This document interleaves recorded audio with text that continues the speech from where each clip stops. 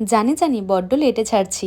অষ্টমীর রাতে কি করেছি সেই ব্লগটা। আজ ছিল মহা অষ্টমী। আমি, বৌদি, ভাইয়া আর পক্কু সোনা আমরা চারজনে মিলে বেরিয়েছিলাম হাবড়ার ঠাকুরগুলো দেখবো বলে। আর আমাদের হাবড়াতে নো এন্ট্রি, কোনো ভ্যান অটো টোটো কিচ্ছুই ঢুকতে দিচ্ছিল না, তো অনেকটা হেঁটে হেঁটে আমরা ঠাকুর দেখেছি। অষ্টমীর রাত বলে কথা, রাস্তায় কিন্তু প্রচুর মানুষের ভিড় ছিল। আর আজকে আমি পরেছিলাম এই সালোয়ারটা। এই লুকটা কেমন লাগছে অবশ্যই কিন্তু আমাকে জানাবে। আর আমি গেছিলাম হাবড়া হিজুলপুকুর সাইডে ঠাকুরগুলো দেখতে, যেহেতু পরের দিন ছিল নবমী আর নবমীর থেকে আমার শো স্টার্ট হয়ে যাচ্ছিল বলে আজকে কিন্তু অনেক রাত পর্যন্ত ঠাকুর দেখবো সেভাবেই বাড়ি থেকে প্ল্যান করে বেরিয়েছিলাম। তো চলো এবার হাঁটতে হাঁটতে তো প্রায় প্যান্ডেলের সামনে চলে এসেছি, আর আমিও দাঁড়িয়ে পড়েছিলাম লাইনে। প্রচুর মানুষের ভিড় ঠেলে লাইন দিয়ে অবশেষে প্যান্ডেলের মধ্যে আমি ঢুকলাম। আর এই প্যান্ডেলটা না দারুণ করেছিল। আর আমার কেন জানি না মনে হলো এবছর হাবড়া অশোকনগরের প্যান্ডেলগুলো সমস্তটাই একই টাইপের হয়েছে। ঠাকুর দেখতে বেরিয়েছি, ফুচকা খাবো না এটা তো হতেই পারে না। ফুচকা খেয়ে কুকুসোনাকে একটা বেলুন কিনে দিয়েছিলাম। আর তারপরে দেখো 1 নম্বর গেটের দিকে আসতেই কি হারে জ্যাম ছিল। আর আমার সব থেকে বেশি ভালো লেগেছিল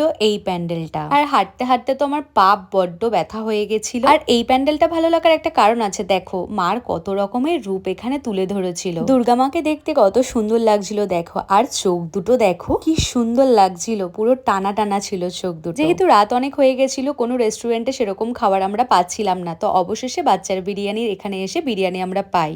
অবশেষে লাইন দিয়ে আমরা ভেতরে বসার জায়গা পেলাম, আর খাবারও চলে এসেছিল। আর বিরিয়ানিটা খেতে কিন্তু দারুণ হয়েছিল। আমার তো অষ্টমীটা এভাবেই কেটেছিল। চলো বন্ধুরা, আজকের মতন বাই, আবার দেখা হচ্ছে তোমাদের সাথে কালকের ব্লগে। টাটা।